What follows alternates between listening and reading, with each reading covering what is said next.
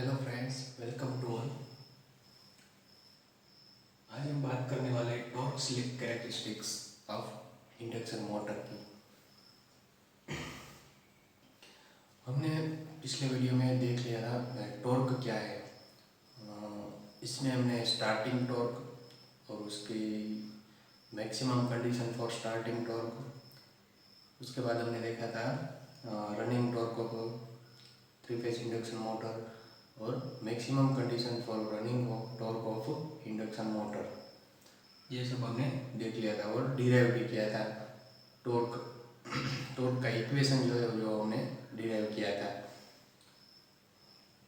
आज हम बात करेंगे टॉर्क स्लिप कैरेक्टरिस्टिक्स के बारे में। यानी कि यहाँ पे आप देख सकते हैं एक्स एक्सिस के ऊपर हमने स्लिप ली है और दो क्वांटिटी हमने एक्स एक्सिस के ऊपर ले रखी है। एक है स्लिप और दूसरी है स्पीड। और वाई एक्सिस के ऊपर क्या है, टॉर्क है। तो स्लिप वर्सेस टॉर्क का जो ग्राफ है इसे हम बोलते हैं टॉर्क स्लिप कैरेक्टरिस्टिक्स। यहाँ पे मार्किंग भी आप देख सकते हैं। स्लिप का मार्किंग 0 से 1 तक है, तो उसका एक्चुअली रिवर्स मार्किंग जो है वो स्पीड के लिए है। यानी कि यहाँ से 0 से 1 तक स्पीड का मार्किंग रहेगा और ये जो है वो परसेंटेज ऑफ सिंक्रोनस स्पीड में रहेगा। तो टॉर्क का इक्वेशन हमने डिराइव किया था। अगर आपको नहीं पता है तो वो वीडियो देख सकते हैं, torque equation of induction motor का। उसमें आपको ये पता चल जाएगा कि ये कैसे टॉर्क डिराइव करते हैं। तो हमने यहाँ पे डायरेक्टली लिख दिया है torque is equal to K phi S two R two upon R two square plus S X two square. अब के जो है वो कॉन्स्टेंट है, फाई फ्लक्स के लिए, स्मॉल एस जो है वो स्लिप है और E two and R two ये क्वांटिटी रोटर की क्वांटिटी है। ई टू यानी रोटर ईएमएफ, आर टू यानी कि rotor resistance and X two यानी कि रोटर रिएक्टेंस। तो ये सब क्वांटिटी इसमें इंक्लूड होती है टॉर्क इक्वेशन में। अब इसमें क्या है कि when s is tends to 0 then torque is also 0. Why? So हम इसमें से ही देख सकते हैं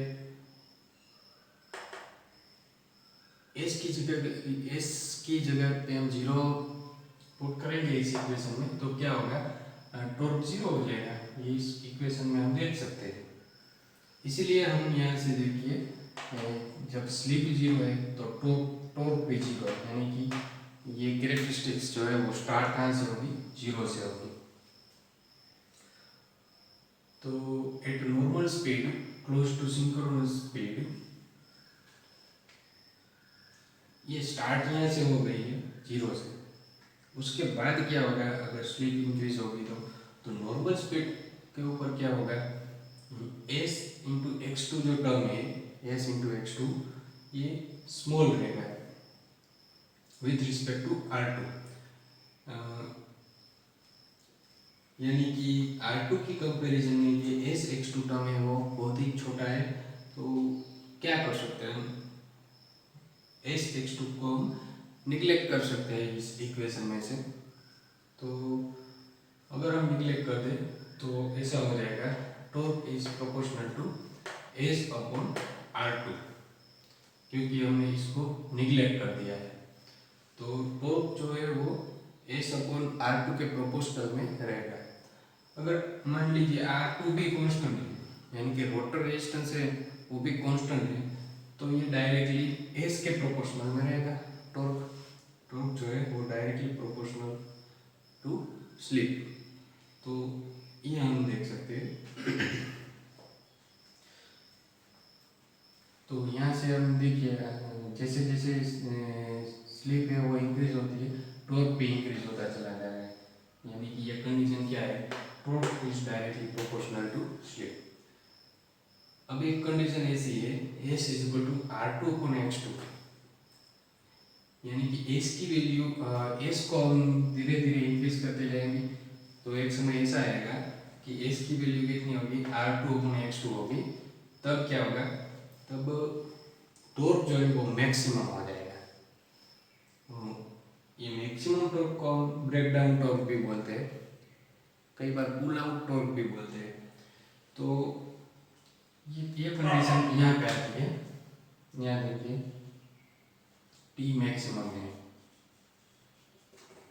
तो जब भी स्लिप की वैल्यू R2/X2 होगी तब टॉर्क जो है वो मैक्सिमम रहेगा, टी मैक्सिमम आएगा। तो ये और कुछ नहीं है, ये क्या है, कंडीशन फॉर मैक्सिमम टॉर्क। ये भी हमने डिराइव की थी लास्ट वीडियो में, आप देख सकते हैं। अब ये तो हो गया, हमने देख लिया स्टार्ट 0 से कैसे होता है और मैक्सिमम कैसे आता है। अब बात ये करनी है कि अगर उससे भी हम इंक्रीज करते हैं स्लिप तो क्या होता है। If we more increase speed with increase in motor load, ठीक है, हम बात तो ये करते रहते हैं कि स्लिप इंक्रीज करते हैं, लेकिन स्लिप इंक्रीज होती कैसे है। तो जैसे जैसे मोटर पे लोड हम इंक्रीज करते हैं वैसे वैसे स्पीड भी इंक्रीज होती चली जाती है। तो हम इंक्रीज करते हैं मोटर पे लोड इंक्रीज करके, तो क्या होगा, R2 becomes negligible with respect to SX2। देखिए जैसे भी हम ये टी मैक्सिमम वाली कंडीशन से आगे स्पीड इंक्रीज करेंगे तो पहले जो कंडीशन थी वो चेंज हो जाएगी। पहले हम क्या करते थे, SX2 जो है वो स्मॉल था एज कम्पेयर टू R2। यहाँ पे क्या हो गया, R2 जो है वो स्मॉल हो गया as compare to SX2, conditions change हो गई। तो अब क्या कर सकते हैं, तो R2 को हम निगलेक्ट कर सकते हैं इस इक्वेशन में से। तो क्या रहेगा, T is proportional to S/SX2 square. अब इसमें से S को डायरेक्टली हम एक S तो रिमूव हो जाएगा, तो हम ऐसा बोल सकते हैं it is inversely proportional to slip, यानी कि T is proportional to 1/S। इसको हम क्या बोलते हैं, inversely proportional to slip. Torque जो है वो इनवर्सली प्रोपोर्शनल में आ जाएगा, यानी कि अगर स्लिप इंक्रीज होगी तो टॉर्क क्या है, डिक्रीज होगा। ये हम देख सकते हैं यहाँ पे, after T maximum whenever slip जो है वो इंक्रीज होगी तो टॉर्क डिक्रीज होता चला जाएगा, यानी कि ये रिलेशन क्या हो गया, इनवर्स प्रोपोर्शनल में आ गया। तो ये हो गया। अब रिजल्ट क्या होगा उसका, तो result is more slows down, motor जो है वो slows down and eventually motor will be stop. यानी कि इसका ये आफ्टर टी मैक्सिमम हमने इंक्रीज की स्लिप, तो उसका रिजल्ट ये आया कि मोटर जो है वो टॉर्क कम होता चला गया, इसलिए मोटर की स्पीड है वो भी कम होती चली जाएगी, क्योंकि हम जानते हैं कि स्पीड जो है वो डायरेक्टली टॉर्क के प्रोपोर्शनल में होती है। अगर टॉर्क कम होता चला जाता है तो स्पीड भी कम होती चली जाती है, और एक समय ऐसा आता है कि मोटर जो है वो स्टॉप हो जाती है। तो इसका रिजल्ट क्या आएगा, एंड रिजल्ट क्या आएगा, मोटर जो है वो स्टॉप हो जाएगी। देखिए लार्ज मोटर जो होती है उसमें कंडीशंस प्रोटेक्टिंग सर्किट भी रहती है। अगर स्पीड कम होती है तो वो वैसे ही रिमूव सर्किट में से रिमूव कर देते हैं प्रोटेक्शन पर्पस के लिए, तो ये वैसे बंद हो जाती है।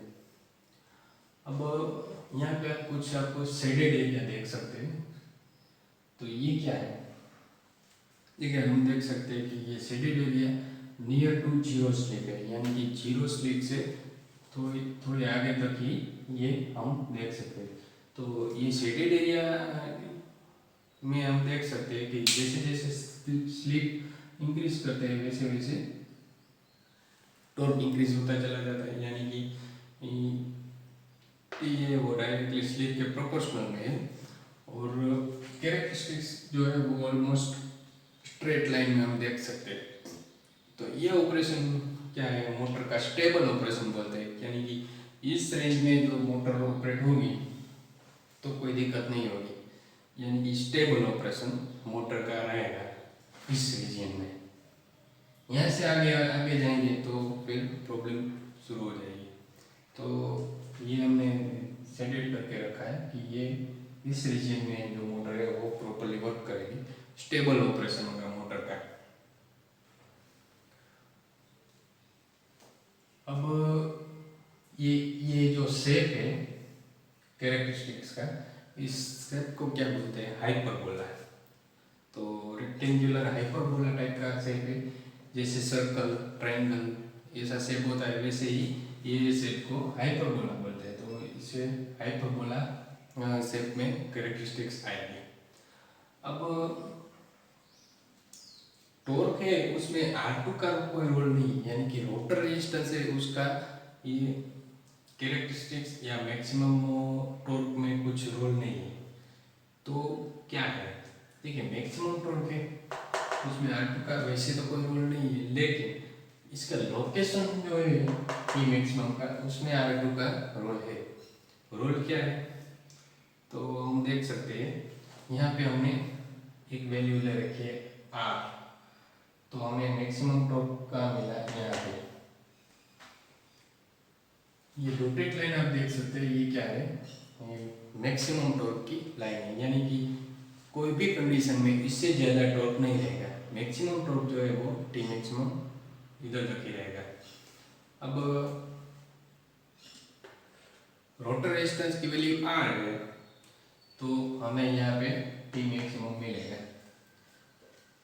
अगर हम इंक्रीज करते हैं रोटर रेजिस्टेंस की वैल्यू 4R हो जाती है, तो क्या होगा, मैक्सिमम टॉर्क तो वही रहेगा, लेकिन इसका लोकेशन जो है वो यहाँ आ जाएगा। मैक्सिमम टॉर्क की वैल्यू तो सेम रहेगी, लेकिन उसका लोकेशन चेंज होता चला जाएगा। अगर उससे भी ज़्यादा हम इंक्रीज करेंगे, 6R करते हैं, तो मैक्सिमम टॉर्क की लोकेशन यहाँ पे आ जाएगी, लेकिन वैल्यू तो वही रहेगी T मैक्सिमम। तो हम बोल सकते हैं कि maximum location of maximum torque it depends on rotor resistance. तो ये हो गया मैक्सिमम टॉर्क का। और यहाँ पे हम स्पीड का भी देख सकते हैं, स्पीड कैसी रहेगी, तो ये स्लिप के इनवर्स प्रोपोर्शनल में रहेगी।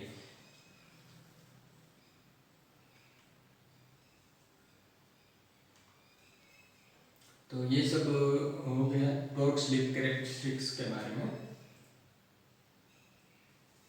हमें याद क्या रखना पड़ेगा, अगर शॉर्ट में भी याद रखना है तो हमें पहले तो ये इक्वेशन याद रहना चाहिए, टॉर्क इक्वेशन। टॉर्क इक्वेशन आपको अच्छे से याद हो गया, तो उसके बाद हमें सिर्फ ये कंडीशन ही पुट करनी है। तो ये कंडीशन पुट करके हम इसमें ड्रॉ कर सकते हैं और ये पूरा का पूरा क्वेश्चन हम लिख सकते हैं इजीली। तो इसमें कुछ ज़्यादा नहीं है, हम इजीली ये क्वेश्चन लिख सकते हैं। अभी हम बात करेंगे टॉर्क स्पीड कैरेक्टरिस्टिक्स की।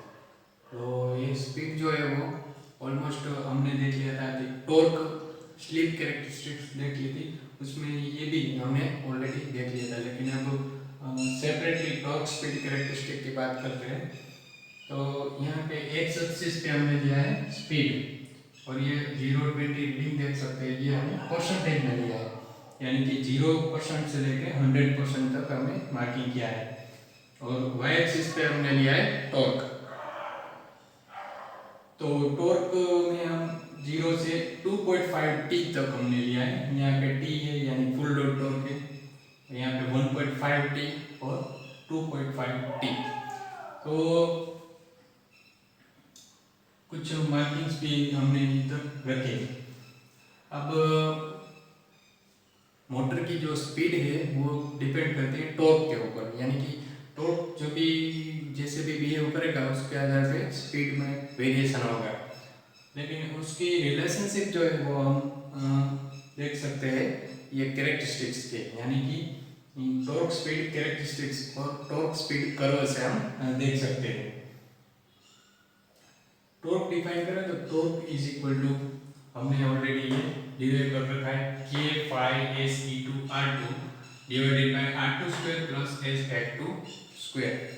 नाउ अब जो ये E2 जो है, E2 यानी कि रोटर EMF, ये डायरेक्टली प्रोपोर्शनल करता है फाई से, यानी कि फ्लक्स। और फ्लक्स जो है वो डायरेक्टली प्रोपोर्शनल में वी के, वी यानी कि stator voltage.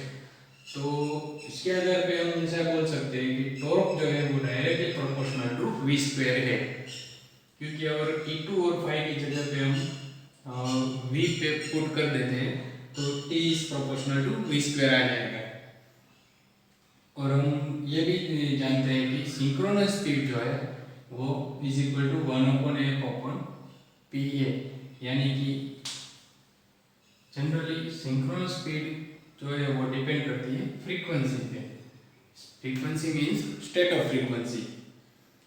So in practice voltage and frequency are varied in same proportion.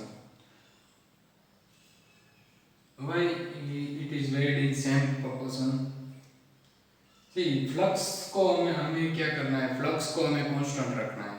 अगर फ्लक्स को कांस्टेंट रखना है तो हमें क्या करना पड़ेगा, वोल्टेज एंड फ्रीक्वेंसी जो है उनको सेम प्रोपोर्शन में हमें वेरी करना होगा। Under this condition shape remains same but curve shapes on x axis with frequency. इस कंडीशन में अगर हम वेरी करेंगे तो कर्व का जो शेप है वो सेम रहेगा, लेकिन कर्व शिफ्ट होता चला जाएगा x एक्सिस पे। हम देखते हैं कैसे शिफ्ट होता है। देखिए यहाँ पे हमने पहला जो एक कर्व है वो उसकी फ्रीक्वेंसी f1 है, उसके पहले बात कर लेते हैं। तो यहाँ पे हम देखते हैं जैसे ही स्पीड 0 होती है तो स्टार्टिंग टॉर्क कितना होगा, 1.5 इंटू टी, यानी कि मैक्सिमम फुल लोड टॉर्क से उससे 1.5 गुना टॉर्क रहेगा। ये हमने पर्टिकुलर बात की है स्क्विरल केज इंडक्शन मोटर के बारे में। तो हम जानते हैं स्क्विरल केज इंडक्शन मोटर है तो स्टार्टिंग टॉर्क के बहुत बढ़िया नहीं होता है, वो होता है 1.5 इंटू टी, यानी कि फुल लोड टॉर्क से 1.5 गुना होगा। और 20% स्पीड आएगी तो एक टॉर्क की वैल्यू आएगी, उससे हम बोलते हैं पुल अप टॉर्क। यहाँ से आगे क्या होगा, यहाँ से आगे स्पीड आएगी तो टॉर्क की वैल्यू भी कैसी होगी, इंक्रीज होती चली जाएगी। और एक समय ऐसा आएगा कि टॉर्क की वैल्यू क्या होगी, मैक्सिमम, उसे हम बोलेंगे ब्रेक डाउन टॉर्क। ऑलमोस्ट 80% की नज़दीक में ये टी मैक्सिमम आ जाएगा, उसकी वैल्यू है 2.5 इंटू टी, यानी कि ये मैक्सिमम वैल्यू है, इससे आगे टॉर्क की वैल्यू नहीं हो सकती। अगर इससे आगे इंक्रीज हुई तो मोटर जो है वो इवेंचुअली स्टॉप हो जाएगी, वो हमने पिछली कैरेक्टरिस्टिक्स में ऑलरेडी देख लिया है, यानी कि ये मैक्सिमम वैल्यू 2.5 टी तक ही रहेगी। अब यहाँ पे देखिए फुल लोड टॉर्क, ये फुल लोड टॉर्क है तो वहाँ पे जो स्पीड है उसे हम क्या बोलेंगे, स्पीड, मोटर की स्पीड, फुल लोड स्पीड, और बोलेंगे रेटेड स्पीड। और रेटेड स्पीड जो है वो ऑलवेज सिंक्रोनस स्पीड से कम ही रहेगी। तो यहाँ पे फुल लोड टॉर्क है, फुल लोड टॉर्क को हमने नोटेट किया है कैपिटल टी से। तो फुल लोड टॉर्क पे स्पीड जो होगी वो उसे हम बोलेंगे रनिंग स्पीड और ओनली स्पीड। और यहाँ पे क्या देख सकते हैं, एनएस मीन्स सिंक्रोनस स्पीड। तो सिंक्रोनस स्पीड यानी 100% स्पीड, उससे ज़्यादा स्पीड नहीं हो सकती स्क्विरल केज इंडक्शन मोटर की। तो ये हम देख सकते हैं यहाँ पे। अब हमने बोला था कि ये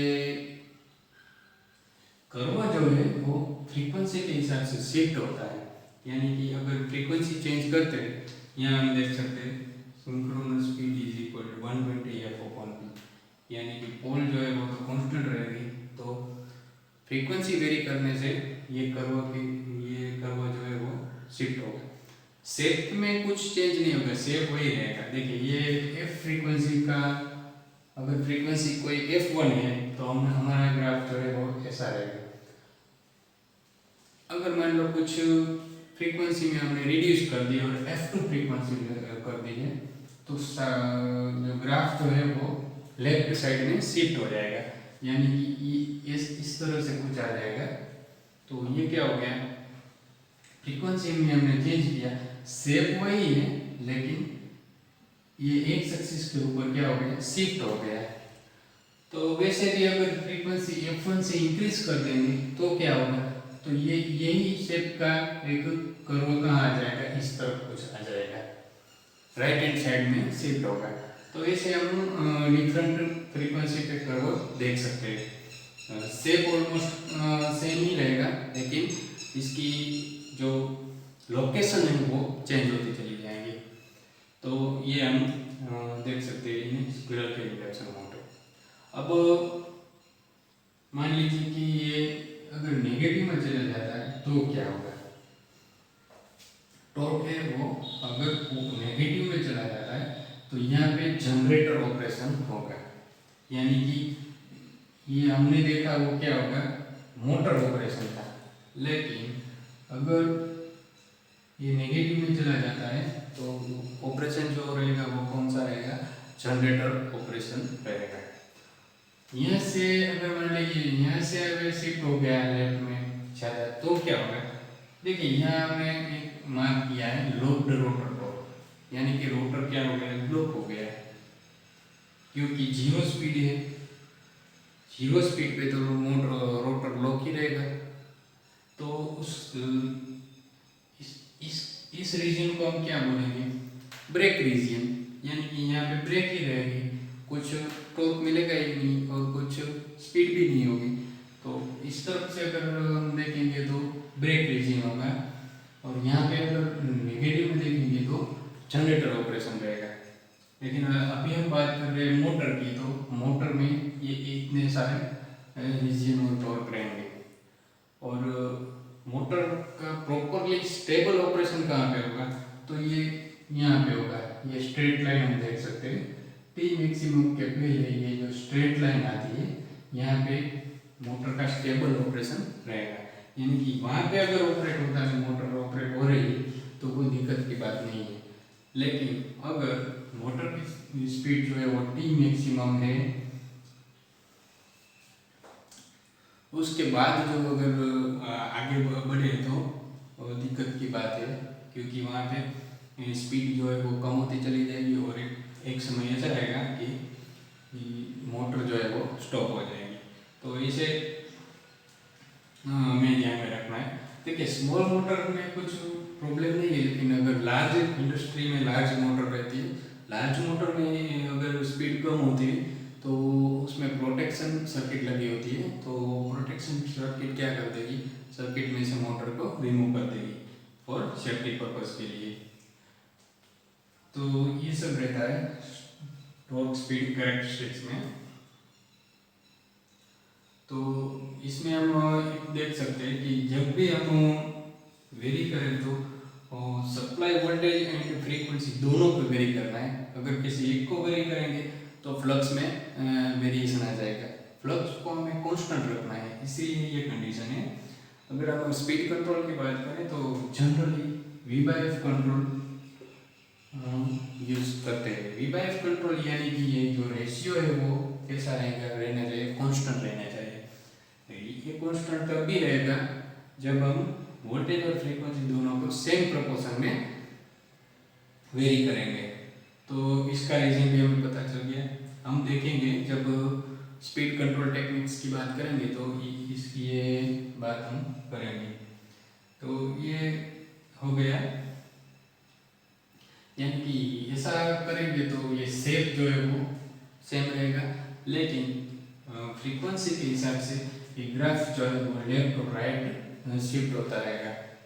तो वो पर्टिकुलर एक मोटर के लिए ग्राफ होगा वो ऐसे होगा, और यही ग्राफ को हम एक्सटेंड करेंगे तो जनरेटर हो गया, इधर ब्रेक रीजन में आ जाएगा। तो ये सब डिपेंड करता है टॉर्क इक्वेशन पे। तो अगर आपको टॉर्क इक्वेशन अच्छे से पता है तो आप टॉर्क स्पीड कैरेक्टरिस्टिक्स और टॉर्क स्लिप कैरेक्टरिस्टिक्स जो भी ड्रॉ करना चाहते हैं वो ड्रॉ कर सकते हैं और समझ सकते हैं, मैथमेटिकली प्रूव भी कर सकते हैं, और यहाँ पे आप ग्राफ पे भी देख सकते हैं। तो ये सब हो गया टॉर्क स्पीड कैरेक्टरिस्टिक्स के बारे में। ब्रेक के बारे में, मोटर पे ब्रेक कैसे लगाते हैं, तो उसका एक काम है प्लगिंग।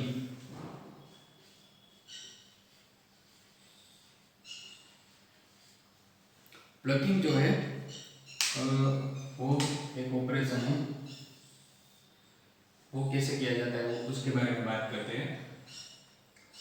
हम जानते हैं कि 3 फेज इंडक्शन मोटर होती है, उसमें हम स्टेटर में 3 फेज सप्लाई देते हैं और उसके हिसाब से रिवॉल्विंग फ्लक्स प्रोड्यूस होता है और रोटर जो है वो रोटेट होता है। तो अगर हम 3 फेज में कोई भी 2 फेज के इंटरचेंज कर देते हैं, मान लीजिए आर और वाई है, तो उसकी जगह पे हम वाई और आर और वाई को इंटरचेंज कर देते हैं, तो क्या होगा, मोटर की स्पीड जो है वो रिवर्स हो जाएगी। यानी कि मान लीजिए पहले वो क्लॉकवाइज डायरेक्शन में रोटेट हो रही थी और 2 फेज को हम इंटरचेंज कर देंगे तो क्या होगा, मोटर रिवर्स यानी कि एंटी क्लॉकवाइज डायरेक्शन में हो जाएगी। तो इससे क्या होगा कि इवेंचुअली मोटर डायरेक्टली तो ऐसे रिवर्स नहीं हो जाएगी, पहले क्या होगा, ब्रेक होगा। पहले क्लॉकवाइज डायरेक्शन में मोटर ऑलरेडी रिवॉल्विंग थी, वो स्टॉप हो जाएगी इवेंचुअली और उसके बाद जो है वो रिवर्स में स्पीड जो है वो रिवर्स में शुरू हो जाएगी। तो इस कंसेप्ट का यूज हम ब्रेक के लिए भी कर सकते हैं, यानी कि ऑलरेडी रिवॉल्विंग है, मोटर ऑन है और उसे स्टॉप करना है, तो हम थोड़ी देर के लिए क्या करेंगे कि कोई भी 2 फेज से उसको इंटरचेंज कर देंगे, तो थोड़ी देर में क्या होगा, मोटर स्टॉप हो जाएगी।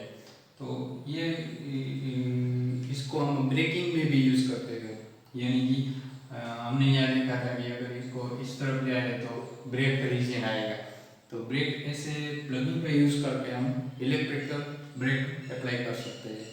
तो क्या होगा क्या कि जैसे ही हम दो फेज को चेंज करेंगे, तो जो magnetic field, revolving magnetic field produce हो रहा था, उसकी जो डायरेक्शन है वो चेंज हो जाएगी और रिवर्स में फील्ड प्रोड्यूस होगा।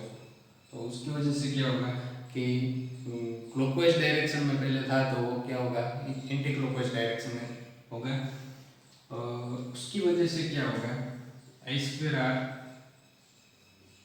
लॉस, रोटर में I2R लॉस आएगा, यानी कि मोटर जो है वो उसका रिजल्ट क्या होगा, I2R का रिजल्ट हीटिंग। तो प्लगिंग हम यूज करेंगे तो मोटर में हीट प्रोड्यूस होगी, क्योंकि I2R लॉस होगा। जो भी हमने पावर दे रखा है उसका पावर का कुछ तो होना चाहिए, क्योंकि law of conservation of energy के हिसाब से तो जो भी पावर देंगे एनर्जी को हम डिस्ट्रॉय नहीं कर सकते, यानी कि वो एक एनर्जी है उसे दूसरे एनर्जी में कन्वर्सन कर सकते। तो हमने ऑलरेडी पावर तो दे रखा था और ब्रेक अप्लाई कर दी, तो क्या हुआ, एनर्जी लॉस्ट हो गई? नहीं, लॉस्ट तो नहीं हो सकती। तो ये एनर्जी है वो हीट में कन्वर्ट हो गई, यानी कि I2R लॉस इसमें आ गया और I2R लॉस का रिजल्ट क्या होता है, हीटिंग। तो मोटर जो है वो हीटिंग करेगी। तो प्लगिंग का यूज कई बार मोटर को स्टॉप करने के लिए एज ए ब्रेक के लिए यूज करते हैं। तो सिंपल है, कुछ नहीं है, कोई भी 2 फेज को हमें इंटरचेंज करना है, तो ये प्लगिंग ऑपरेशन हम कर सकते हैं इंडक्शन मोटर पे। तो ये हो गया ब्रेक और इंडक्शन मोटर के बारे में। एक बात हमें समझ लेनी चाहिए कि कभी भी हमें स्पीड को चेंज करना है, यानी कि अगर क्लॉकवाइज डायरेक्शन में इसमें मोटर ऑलरेडी चल रही है, उसको एंटी क्लॉकवाइज डायरेक्शन में हमें चलाना है, तो हमें क्या करना पड़ेगा, स्टेटर टर्मिनल होते हैं मोटर के, वहाँ पे हमें सप्लाई दिया होता है, तो कोई भी 2 फेज को हम इंटरचेंज करेंगे तो हमारा जो है वो क्लॉकवाइज में से एंटी क्लॉकवाइज हो जाएगा, और एंटी क्लॉकवाइज में ऑलरेडी है तो वो क्लॉकवाइज में हो जाएगा। तो ये हम कर सकते हैं।